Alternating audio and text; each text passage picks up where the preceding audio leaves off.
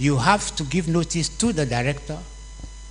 The director is entitled to come to the meeting and defend himself or herself. The accusations against him to be before you can remove him. So you can't just make a piece of paper and say he's removed. So actually I have finished because I see that you put me 7 minutes. I don't need your 7 minutes. The last one I hear is you have on the board is called penalties for non-compliance. You see, for years, all these rules are available, but people don't comply with them. And so in the new companies code, they have actually prescribed the punishment for each offense. And you know the kind of punishment they prescribe? Pocket. It's the pocket. It's penalty in money. Because I think the registrars think that they will make more money than pretending that they are taking somebody to court for non-compliance. So now they penalize you by imposing taxes. So you can say that failure to have a general meeting in a year, 150 penalty points. Don't ask me what the penalty points mean. That one you go and check it yourself. Then 2, failure to file a special resolution within the 21 days, 25 penalty points. So you see, then the last one, the breach of the Securities and Exchange Commission's code by listed companies, 300 penalty units, or more. That's 92. Actually, the registrar companies is interesting. They actually charge you for every day. So the penalty point is not an omnibus matter. It is for every day you are in default. You pay. And if you think it's a joke, the question is that at a certain point, they can actually strike your company completely off. So it's a big power in their hand. So this is just a little mouth-watering or eye-watering or mind-watering issue that I thought I'll bring to your notice in relation to company meetings. Thank you, and God bless you.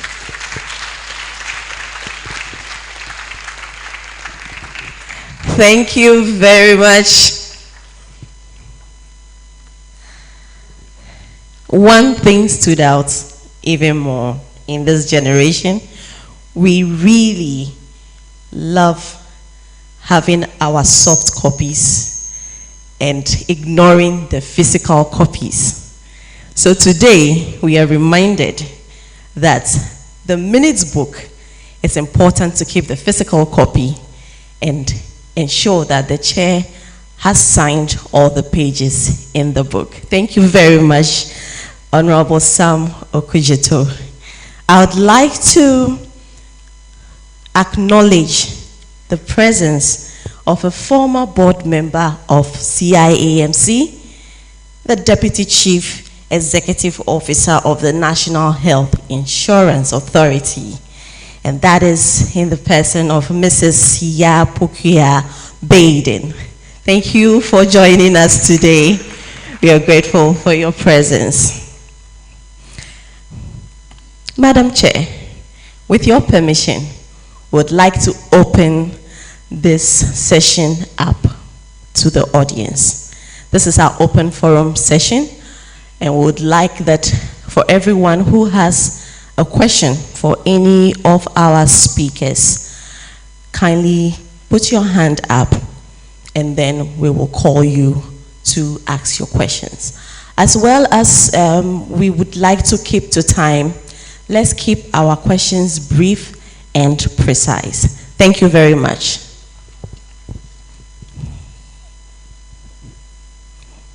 All right, so we would like to begin the session now. I would come closer to you. No?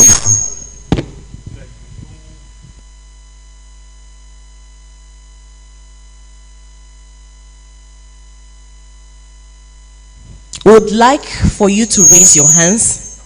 For all those who have questions, kindly raise your hands. We'll come to you and number you, and then we will take the questions from there. Yeah.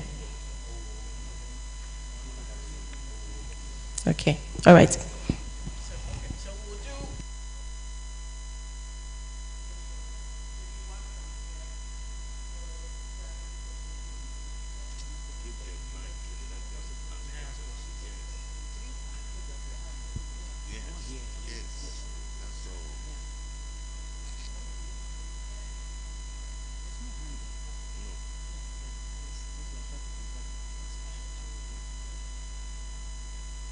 So I propose that we have about 4 questions and then the speakers will respond to them. Let's make our questions brief. Introduce yourself, your organization, and to the point. Thank you.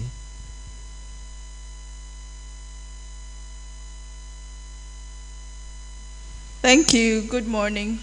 Good afternoon to you all. I'm happy to be here. I've learned a lot. Thank you, keynote speakers, for such insightful presentations. I have 2 questions. One to Mr. Ostingame.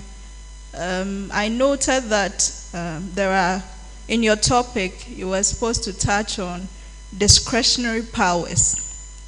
I would be happy if you can outline a few of them and help us as administrators in our work, some of such discretionary powers that we may have to avert our minds to.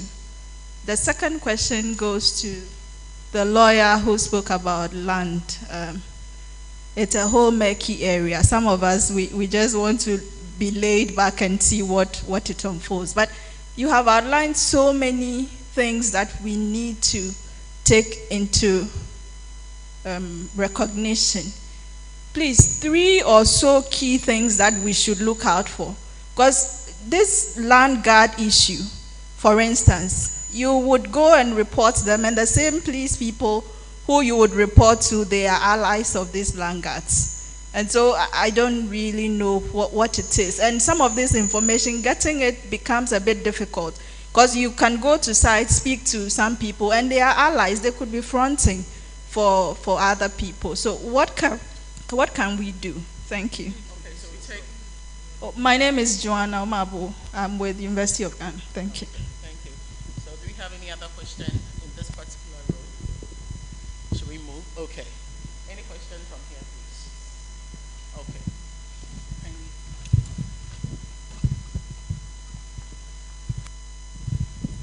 My name is Safia from Council for Scientific and Industrial Research. I also have 2 concerns. My first goes to the third speaker. When a meeting is not properly convened, when a quorum is not established, I understand you can start off by referring to such a meeting as a discussion. Along the line, when a quorum is established, it is moved by a member for it to be adopted and seconded. And if the meeting finishes without a quorum being established, decisions taken are not binding. I would like to take your opinion on that. And I also have a question for the first speaker. When we say a recognized professional body according to the law, what does it mean? What constitutes a recognized professional body? Thank you. Okay, so we have 4 questions. Our resource persons can respond, then we will come back for a set of 4 again.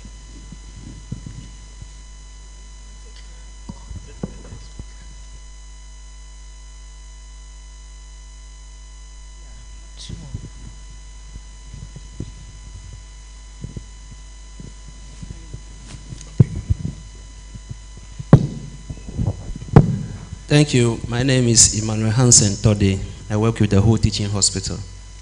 My question is to the second speaker. I want to find out if claims for mercenary profit, if that aspect of the law is applicable in Ghana. Thank you. Okay, so we take the final one from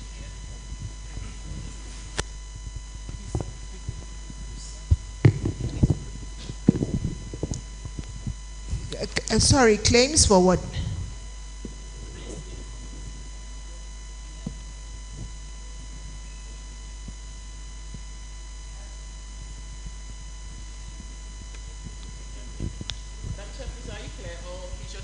it again. Yeah, I should speak into the microphone. Means profit. That is where somebody decide to do business on your land without your authority. Somebody farms or decide to stay in your abandoned property without your authority. If you can sue the person for. All right, so the last speaker. Okay, thank you. My name is Terence, and I work with the Ministry of Trade and Industry. I have one question. I don't know who is responsible for this, but I know when I'm done, maybe the person will know. I just want to know who is vested with the powers to allocate state properties or lands. Thank you.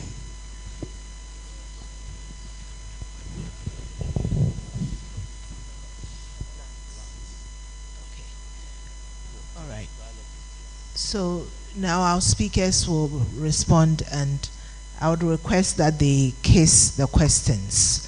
So you keep it short and sweet. Who's going first? Oh, I don't know. Thank you, thank you. We are living in 21st century. So going back to the 17th century, where you are overly making discretionary things, can become problematic for you. I talk about the 5 eyes, so that tell you we're talking about inclusion. And so in this age and time, inclusivity is very key in everything that we do, where it's very specific, like Uncle Sam spoke about.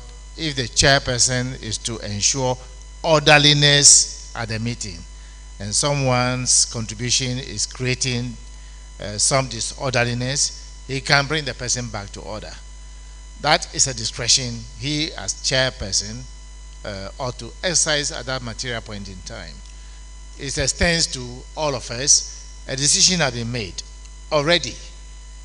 The strategies have been, put in place already.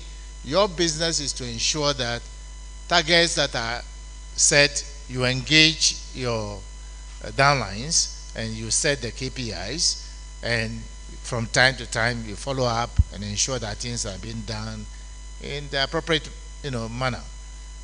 That ought to be carefully handled, not to visit that kind of old traditional hierarchical type of authorizing. Say, look, I'm telling you, I don't want any discussion. It's about telling you what to do. You do that, you pay a penalty for it tomorrow when things go haywire. Say, well, you told me I should do that, and I've done it, and that's it. So I have an acronym, I call it BEACH. It's about what we all believe. If it's discussed, you brainstorm, you generate options, and you reach consensus. It's easy to be your belief separate and his belief separate. All of us, our expectations are quite clear. We can go through a process and understand it. Our assumptions are clear, so we don't have any other ulterior motive and so forth and so on. All the concerns that we have, our future, our hope is known to all of us, so we work towards it. So discretionary powers might be used by only the authorized person at that material point in time. Like I said about the chairman of this CIMC, who is chairing a certain meeting of the board. During that discussion, if there is a distraction, you bring your own cause, and that is it. But otherwise, work cooperatively with people to ensure that you all own the process. The outcome is known by all of us. We take our destiny into our own hands. That's how I see it. The question of body, talking about ensuring that people, the professional body, whether they are authorized and so forth and so on. I used to be the president of the Institute of Human Resource Management Practitioners. We have a charter. It's an authorized body. This body, Chartered Institute of Administrators, you are a body, corporate, and you are chartered as well. And so you are authorized to do what is in the law or what guidance that you have, your board has certain prescriptions for you. You have to follow these principles, and that is it. These are authorized bodies. You can register a body that is loosely registered, even though legally registered. You may not be chartered and therefore not authorized to do certain aspects of that kind of thing. That's a different ballgame altogether. Like this body, until it got the charter authorization, you were existing. I attended these meetings long those days with Uncle Sam, when many of you, some people were not even born. So I think that's how loosely it was until the charter came and the prescribed things in the charter is being followed. So authorization is in diverse ways. Fortunately, we have Uncle Sam and my sister here. They are lawyers. Maybe they can add value to that. Thank you.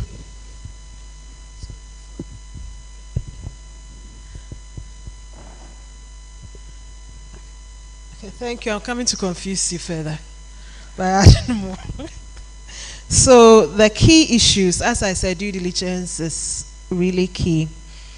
But one major red flag is when there's pressure.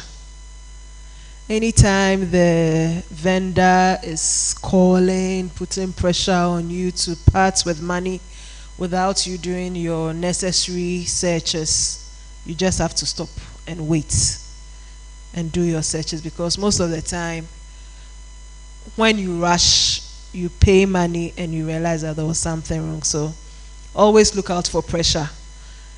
If you want to buy, they should give you the time to do your searches. Then another issue which I didn't bring out is the site plan. The site plan should correspond with the indenture.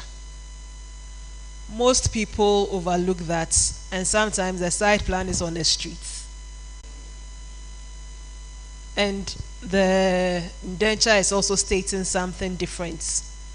So one has to always look at the site plan, look at the scale, where it's located. Even sometimes they can say that the land is at Baoleshi. Yeah. You know there are two Baoleshis. And it could be in another La Baoleshi. So one has to be very particular about whatever is written. Don't consider anything too technical. Ask questions to understand what is on the site plan, because that is actually your evidence of your land. If the site plan doesn't correspond with your indenture, you are in trouble. Then the mean profit, yes, it's you can sue for mean profits in Ghana. However, there is also the issue of adverse possession. If you allow somebody to be on your land without stopping the person, and they are there till 12 years, you don't have any power to recover your property again. And we see them all over the place.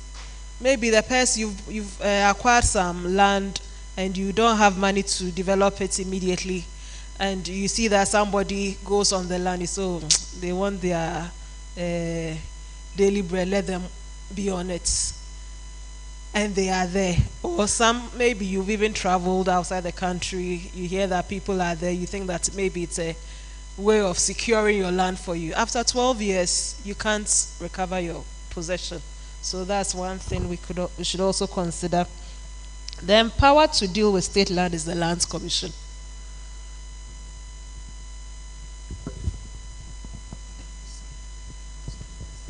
I don't remember what he's asking. You are talking about quorum. Well, I'm telling you what the law says. It's not a question of convenience. You see, that's the problem in Ghana. Something happened, it's all right, okay, there is no quorum, so let's just converse. And then you converse, then somebody come back and say, oh, now there is a quorum. Well, the question is that those who you have given notice to for the meeting, what is their impression of what has happened? So I'm telling you that the law says that if there is no quorum, in fact, some of the companies or some of the organizations will even have it in black and white to say that if after 10 minutes or 15 minutes there is no quorum, the meeting is automatically adjourned. This is just part of the order that I'm telling you about. I say there is order, that the rules are meant for order. I think this was the second question, wasn't it? Is that all? Or you have another one? It has been addressed all right. Okay, no problem. Thank you. Okay. You can take two more questions if there are. There's one hand here. Okay, so there is one here. We'll pick the one here, then we'll come over there. Okay, I'll allow that. Thank you, Madam Chair. I'm Godwin Anioku, Ghana Revenue Authority. Talking about, my colleague asked of what makes an institution a recognized professional body. Now, the training we've received from CIMC is to enable us deploy the skills to the benefit of the work we do. But the truth is that when they are aligning professional bodies for the purpose of professional allowance, CIAMC is not included. Yet, we want to believe that it is a professional body. What can management do to ensure that the training we are so deploying in our various institutions, we duly qualify for this professional allowance that our colleagues from ICAG, CIT, and so forth get? My second question have to do with rent. Madam Chair, you will agree with me that most of our income is channeled through the payment of rent, which is tied to the issue of, land or landed property issues. Landlords are demanding excessive yearly advances and so forth.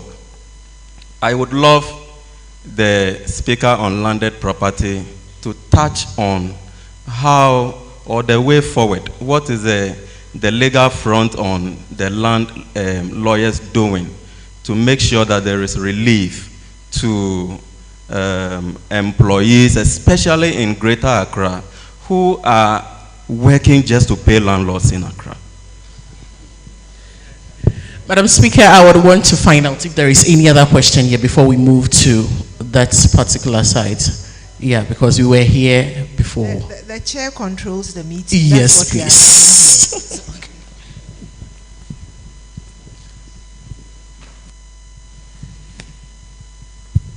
Thank you very much, Prof. Chair. My name is Hammond Oponkwatin. I am from the University of Environment and Sustainable Development. My question goes to Lawyer Brown Eisen.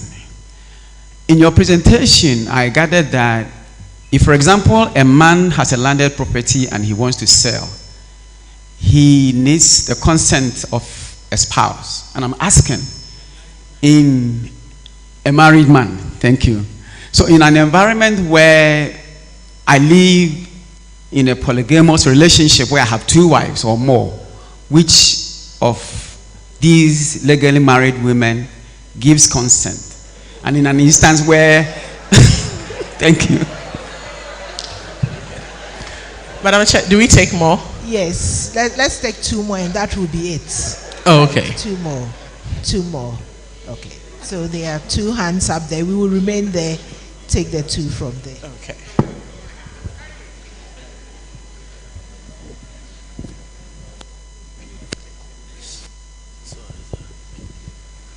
Thank you, Madam Chair.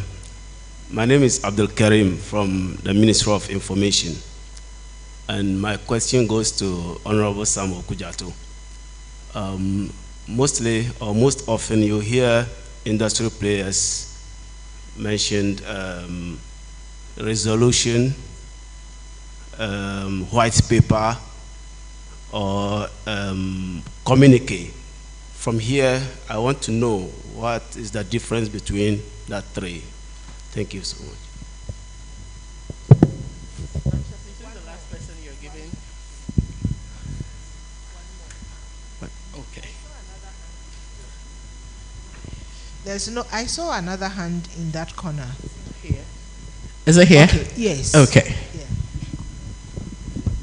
Thank you very much. I wanted to ask if you could let us know the legality or otherwise of the quotation of especially rent in Ghana in foreign currency. Thank you. Can we know who you are, please? Sorry, I'm Sweetie Sowa, the Acting Executive Director of Legal Aid Commission. Go first. Uncle Sam. Which one do you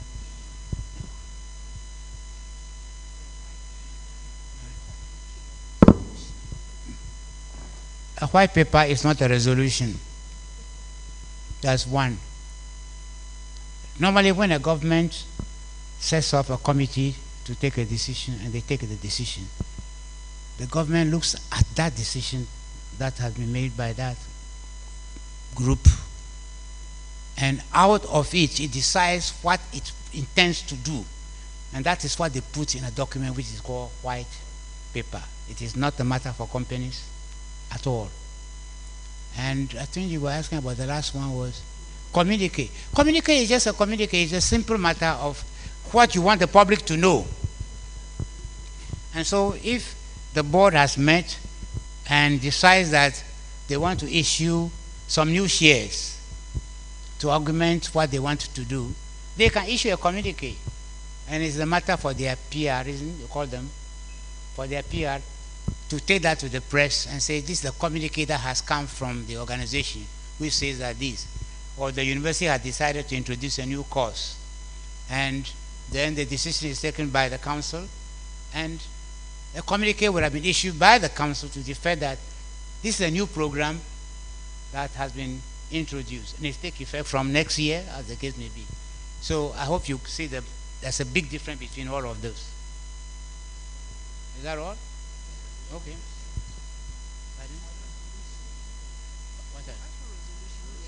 No, resolution I've already answered. I said resolution is a decision by the board, or the decision taken at the general meeting, which is binding on everyone. It is called a resolution.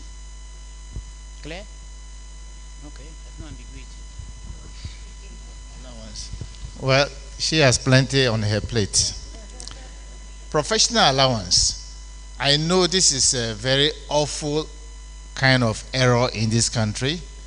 We have lived with it, and people don't want to change. But I guarantee you, it's not a very wise way of managing people. One, why are we employing you?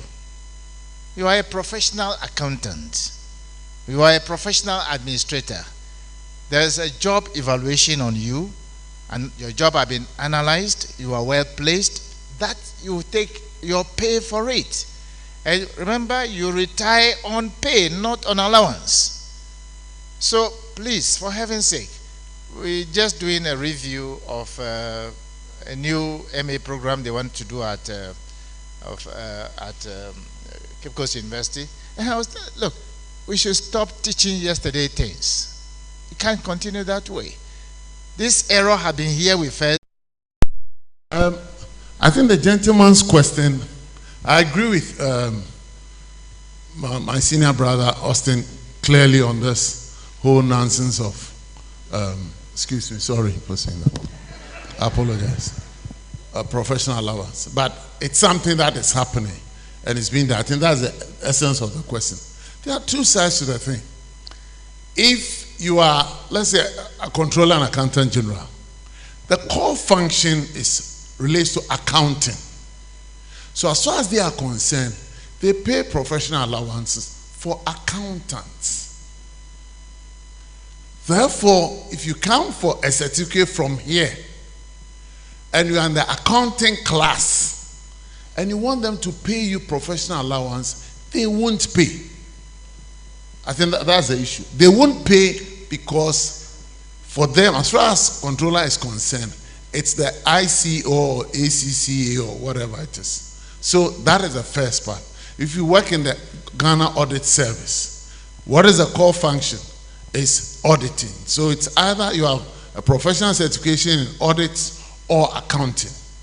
But in audit service, if you are working in the procurement department, If you are working in the administration department and you bring a professional certification from here, then they will pay you professional allowance. But if you are in the auditing class and you bring a professional certification from here, they won't pay you. So that is really the difference. I don't know about the GRA, but broadly speaking, that's the way it's done. It's related to your function and which group that you find yourself. But I agree with Austin that this whole thing must die. Okay. All right, so maybe I'll start with the consent of the spouse first, because that's the easiest. Spouses. Okay. So we know that Ghana has 3 marriages recognized by law. 2 are potentially polygamous and 1 is monogamous. So it's very possible what you're talking about, and there could be up to 5 or so wives. And that would require all of them giving the consent. So that's the issue. And yes, I mean, it's so simple to answer that one, because they're all wives, and it's a choice one made. So then the rent issue. Rent paid in dollars. There's a policy against that, so that one, it's quite straightforward. I know people quote it in dollars to address inflation issues. However, I've also seen that once they quote it, they say the equivalent in cedis, because it will be contrary to the law to collect the money in dollars. And whether there's anything to deal with the high rent costs. So this is just my view. I think it's a demand and supply issue. And there's no law yet dealing with rents. And you see, some countries have tried to address this, although they have those high rent costs, by having social remedies, like council flats, like low-income houses. We started the low-income properties. We don't know whether one is occupied by, I really don't know. But it didn't work as far as we know. So these are some of the support systems government can put in place to support people who can't afford, especially Accra is a very expensive place. I mean, it's universally known that Accra is expensive. But I think the demand and supply issue makes it difficult to regulate the income, the rents. There's also this article, I think Article 21 or so of the Maputo Protocol, that's the AU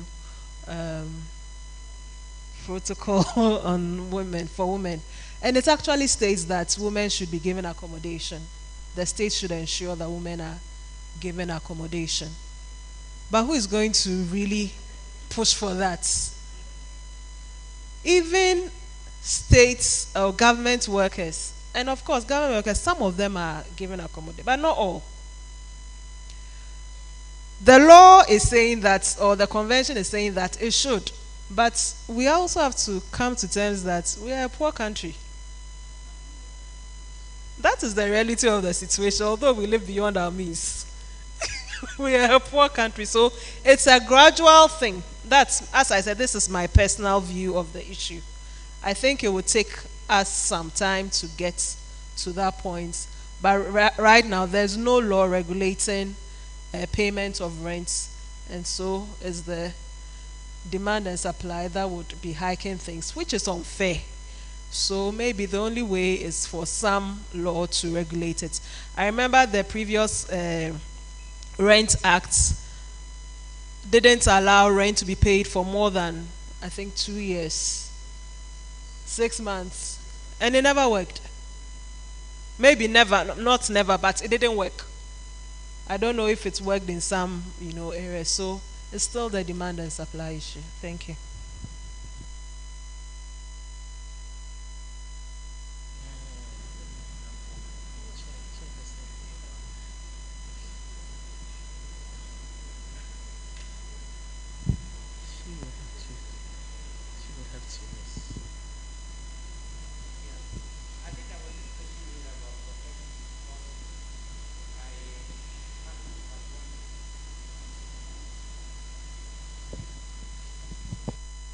I happen to have been imprisoned, no, detained. I think that's the proper word. But I always prefer use the word prison also deliberately, because I was detained in a prison. Because I was the president of the Professional Bodies Association.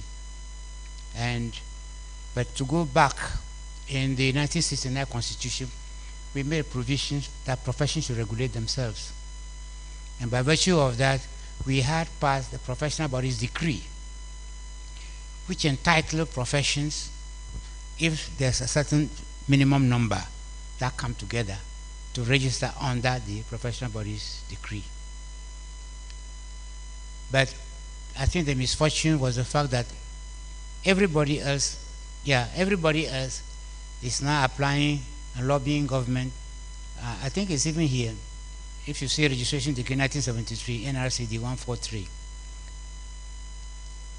So if you want to register, you go to the Registrar General Department, not the Registrar of Companies, but Registrar General Department. They have the professional register there, where you can go and register with your regulations and the rules that govern you. And then you become a professional body. I think it's as simple as that. This question about the charter, I kept telling people that it's not necessarily the ideal thing, because what people are forgetting is that once you go to Parliament and you are asking for a charter, they are going to make some law that governs it. And because of that law, you will find out eventually that it is the president who is choosing the members to govern the body. Though your autonomy is gone, you are now the thumb of someone who is supposed to be chairman, or they may even start conferring titles on people who are not entitled to. And so this is my advice, and say that the decree is there, it has not been repealed, it's still applicable.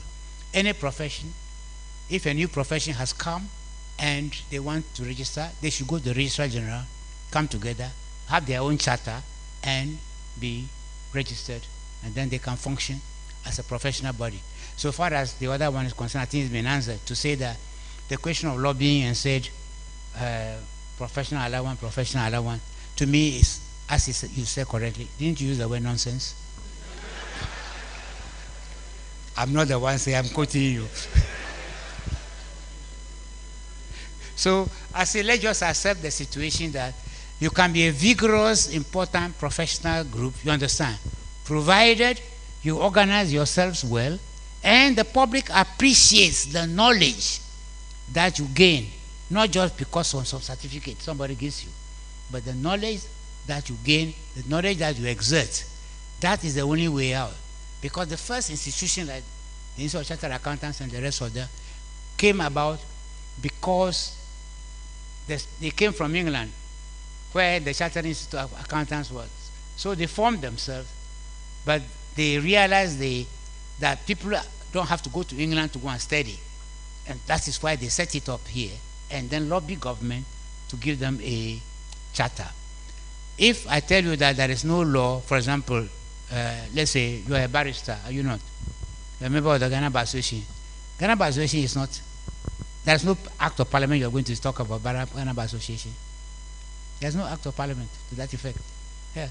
And we find some silly young lawyers who get up and they say they're going to form another bar association. I was laughing at them. I said, you're not even supposed to have more than one profession dealing with the same subject.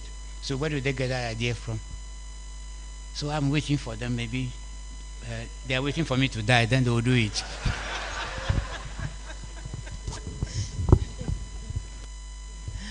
Okay, yeah, thank you all very much. I think in the interest of time, we will have to wrap up the session.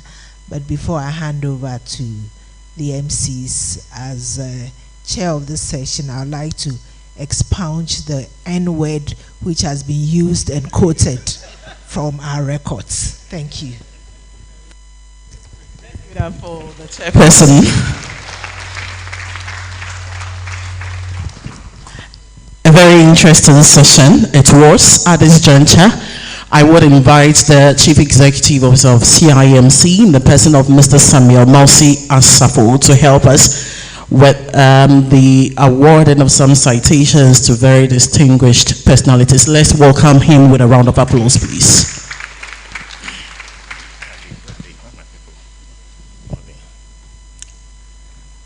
Thank you so much, Na.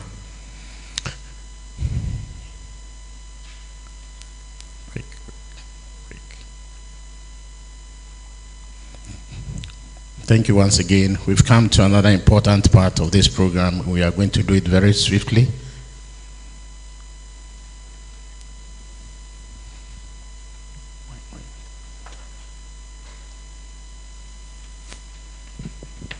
Where's the list?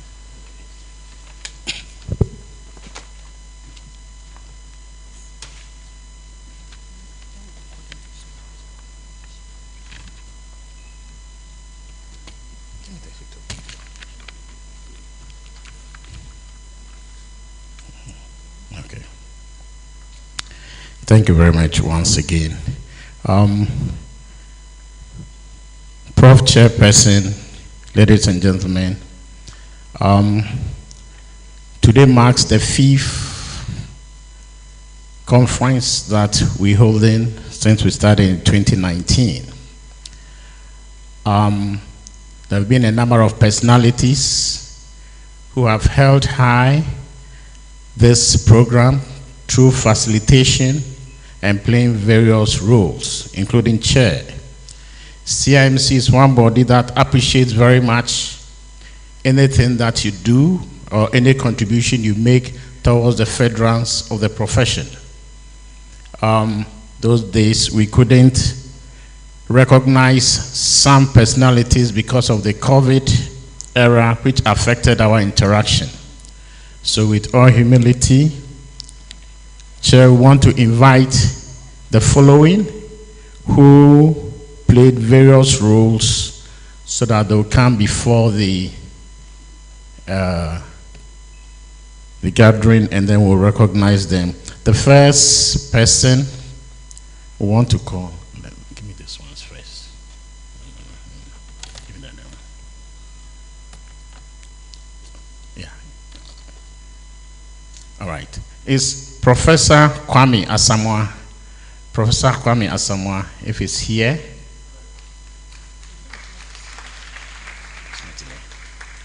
So we should check.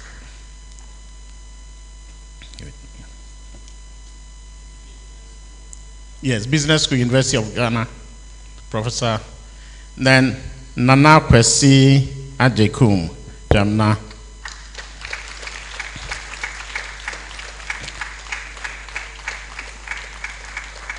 Nana was the speaker for the 2022 Army Professional Conference and also chaired the 2021 Army Conference. And CIMC present this as a symbol of appreciation to you. I want to invite the chair and then our board chair to help us make this, give this appreciation.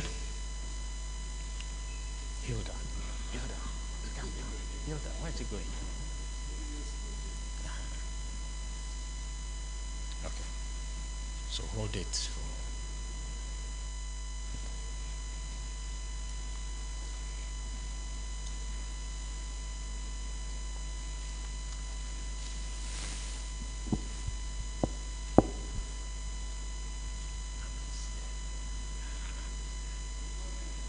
that.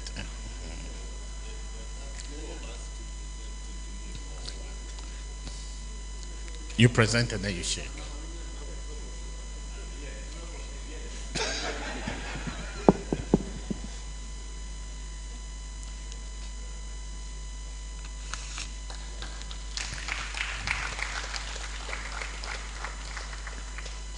Chair, please, Jason. And then Dr. Patrick Kuma Abuaji. Dr. Patrick Kuma Abuaji. Professor Kwesi Amponsa-Tewia.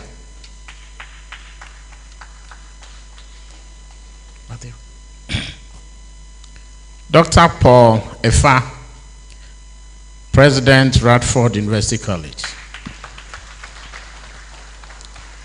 Doc spoke on the topic, the future of work, and reminded us of the uncertainties associated with the future. This is a symbol of appreciation to you. Thank you very much.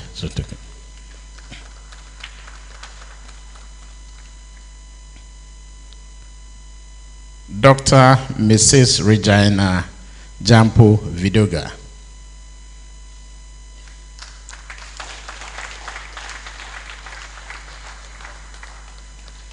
Doc spoke on the topic manual and e-records management, the cost and benefit to organizational survival. This is our appreciation to you. Thank you very much.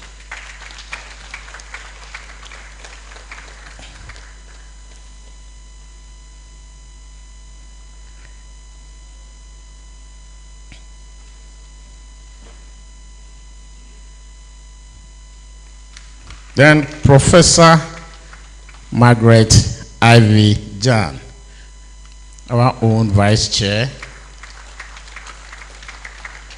He spoke on the issue difficult and critical conversations.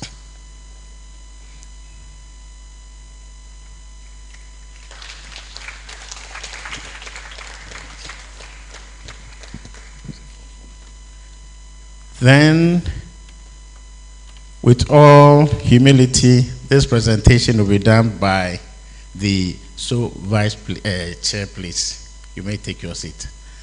No, Chair, please, you. To our facilitators for this, the 5th occasion, we have Lawyer Sam Okujetu, our fellow.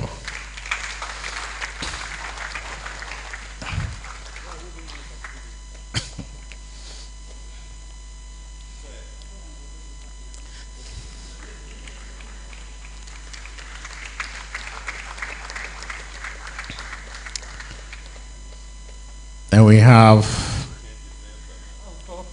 Ms. Efua Brown Eisen.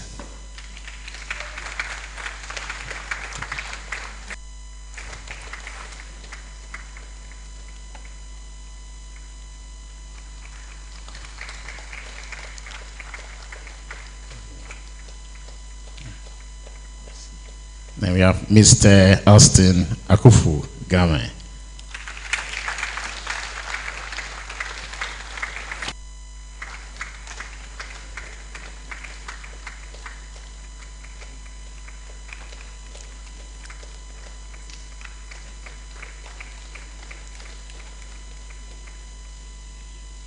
Then we have our own Professor Nana Abba Apia Amfo, the chair for today's function.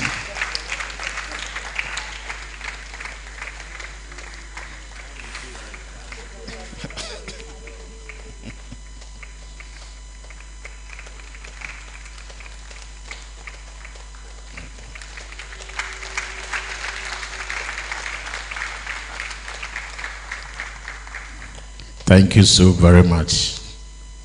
Okay, so Chair, please, you may take your seat. Right. So that's it. MC.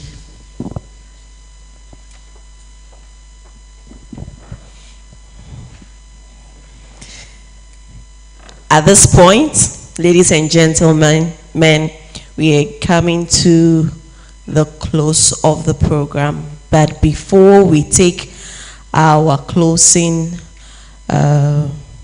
activities, would like to invite the chairperson, Professor Nana Abba Apia Amfo, to give her closing remarks.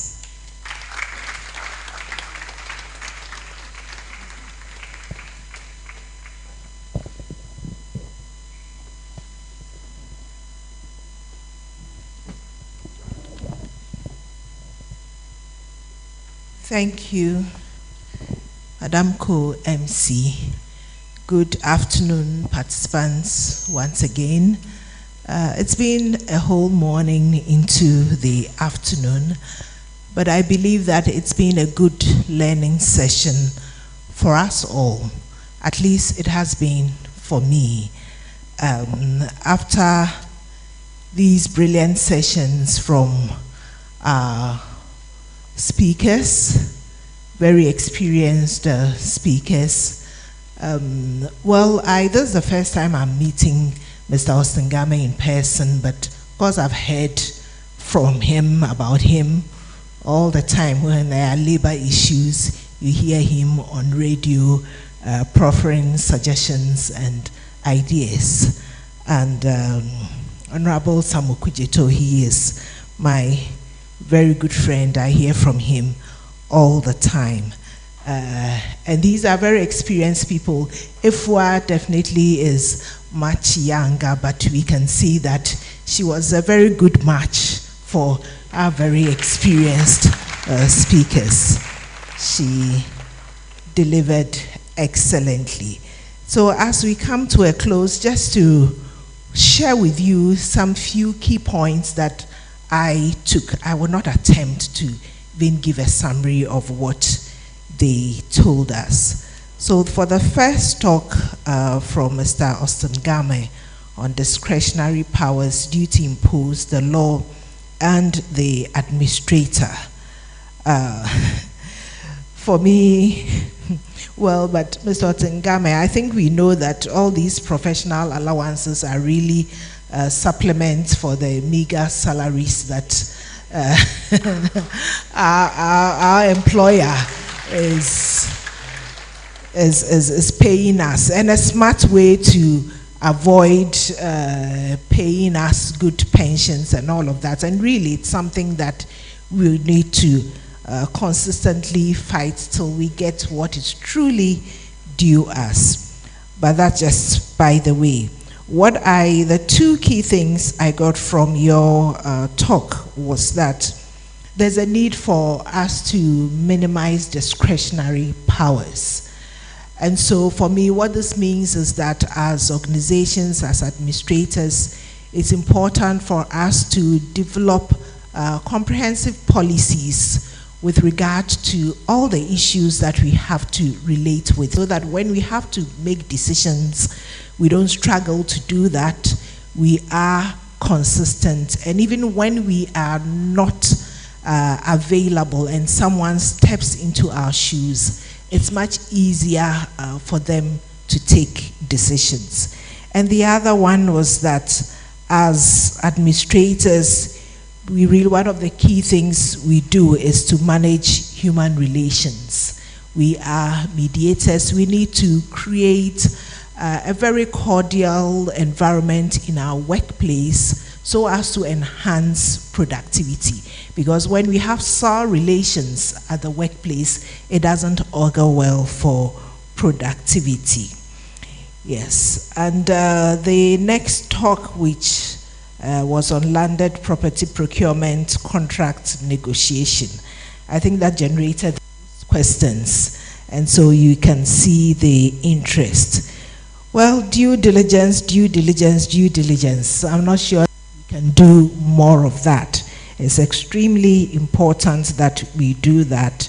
And for me, one thing that you mentioned, which I took good note of, is a site visit. So right from the beginning, once you start the negotiations, you go to the site.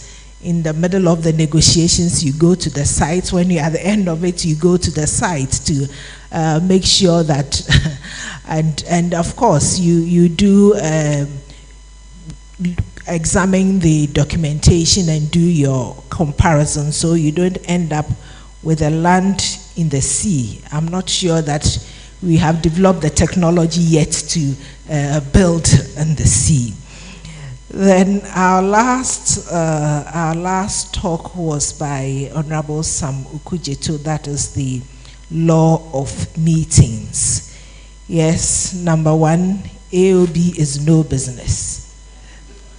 So really, for AOB, we just want to raise some issues that we are thinking about, maybe for the next time, but definitely not for that particular meeting. And we cannot take substantive decisions based on AOB. And the second point that you mentioned, for me, you really just reiterated this for me, because when it comes to meetings, it's all about the chairman and the secretary. These are the two critical persons when it comes to meetings. As secretaries and also chair, but even for me, more importantly, secretaries, you need to be conversant with the regulations regarding the particular meeting that you are conducting, because you have to be a check on the chair. And if the chair is, going far afield, you gently prompt him or her as we were told. Let's not watch the chair to make decisions or to, follow certain procedures which are not legal or out of the regulations. You have to do your work. If the chair doesn't listen, that's another matter. But you have to do your work and even perhaps put it on record that you did your work. Those are the lessons for me. I don't know what lessons you took, but if you were being not a good student, playing on your phone and all of that, well, at least you have a summary to go home with. And so on that note, I would like to thank our speakers. For me, they delivered beyond expectations. Thank the organizers for bringing me in to be part of this family and to chair this occasion. I've enjoyed it. I have made some new friends. I have taken some lessons, and hopefully I should become a better administrator than I currently am. Thank you, and God bless you.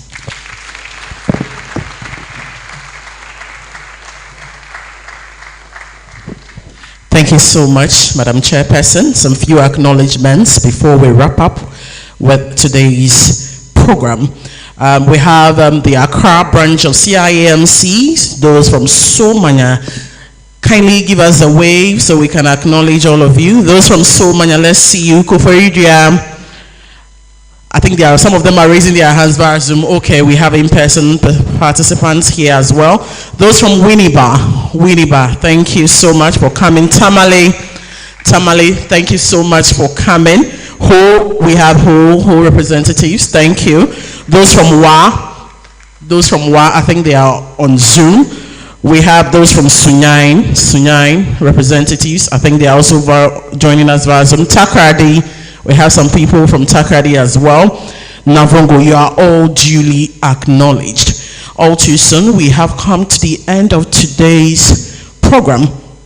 At this juncture, I would invite one distinguished personality to help us with a vote of thanks. Ladies and gentlemen, help me welcome Dr. Hammond Kwarting to give us the vote of thanks.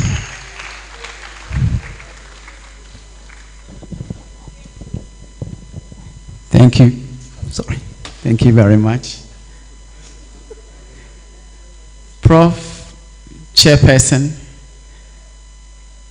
Nana Ehunabubrim, the board chair, permit me to stand on the existing protocols to thank us. I think you agree with me that as administrators, we have a charge to learn something new every day. And we know that God has been good for us. Today we have learned a lot. So I want us to thank God for all the good things He has done for us, especially for the gift of life, and most importantly, all the things that God does for us that we take for granted. We thank God. Madam Chair, we want to thank you so much for the wonderful chairpersonship that you have provided. Your leadership has been very exceptional. You have seen us through by your guidance and chairpersonship to the end of this program. We acknowledge that. To our wonderful resource persons, today has been a wonderful day meeting these wonderful personalities that we have been seeing on television and learning from them firsthand. we want to salute you and say thank you very much for the CEO and the staff of CIAMC. You have done it again. You have always been on point for this wonderful organization that has given us the opportunity to learn. We want to say thank you. And to you, our honorable participants, without you, this program wouldn't have been successful. It is just for your presence that we have had a wonderful day. We want to thank you so much for coming, and God bless us all. Thank you. Thank you so much, Mr. Kwarteng, for thanking us. Okay, so at this juncture, we would have a moment of reflection with our maker before we leave here. So let's have a 1 minute moment of reflection.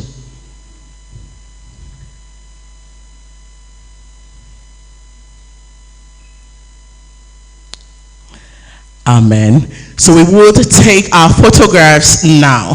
So we'll have members of the high table stand here. Then we'll invite board members sitting in the audience, members of the CIMC Conference Advisory Board, join the members of the high table.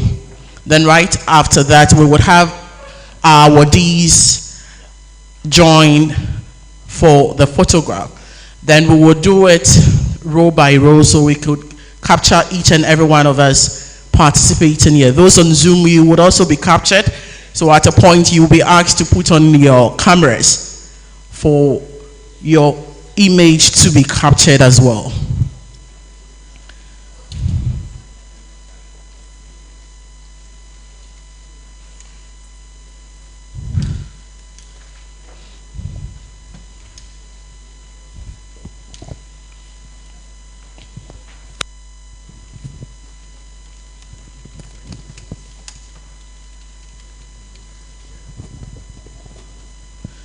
Okay, so we'll take members of the high table, then let's have our former board members and advisory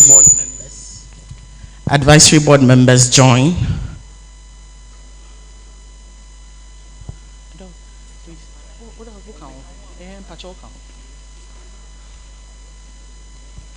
Photographers, are we okay? Official photographer, are we okay?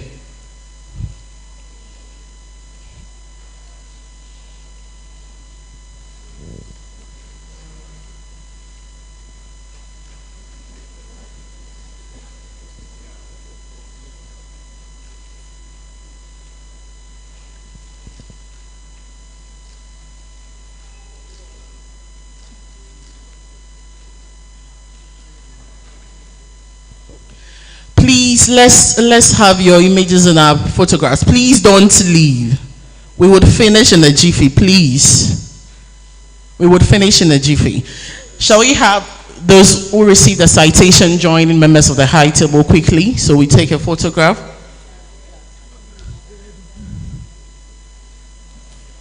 They are all here. Okay. Okay. Oh, you can hold it. Oh, yes, please, hold them. Yes.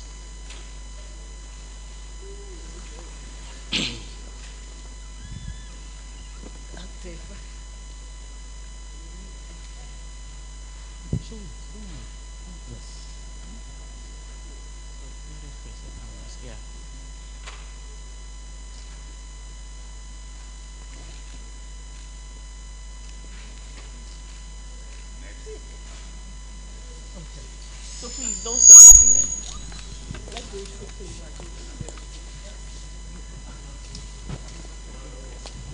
let's make it swift. This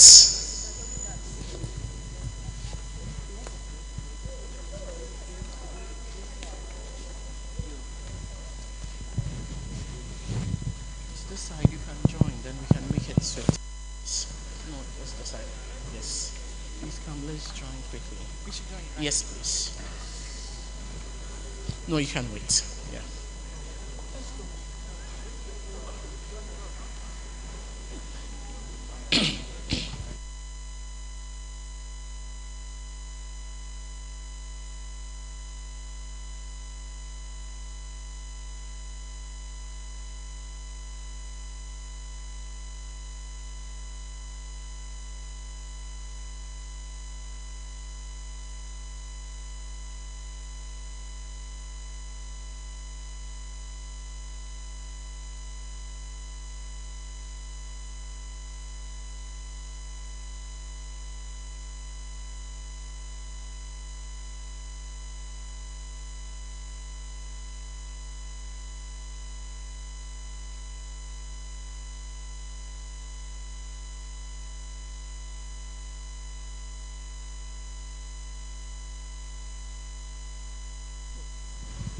Hello. Cape Coast, you are duly acknowledged. How could I have forgotten Cape Coast? Please, you are duly acknowledged. Yes. Not at all.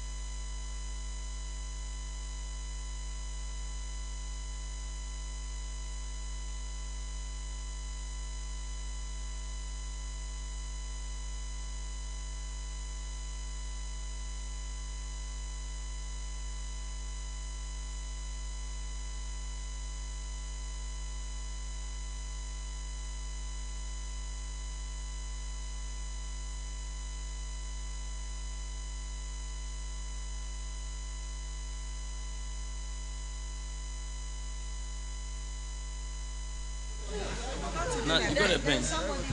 Oh, there's.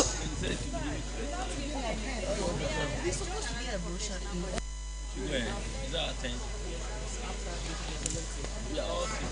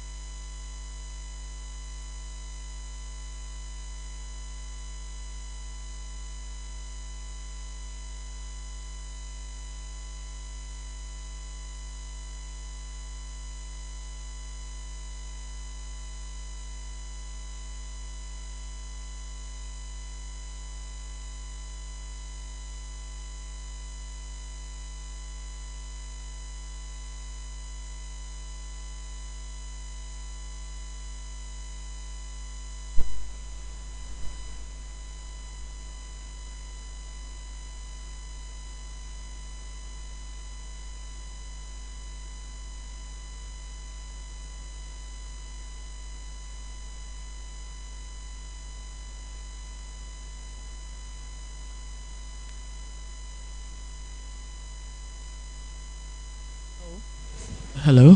Please, there is a missing but found mobile phone with a wallet. So please, in case you have misplaced your wallet and your mobile phone, kindly come for identification and collection, please. Please write out the photo session. Our official photographer.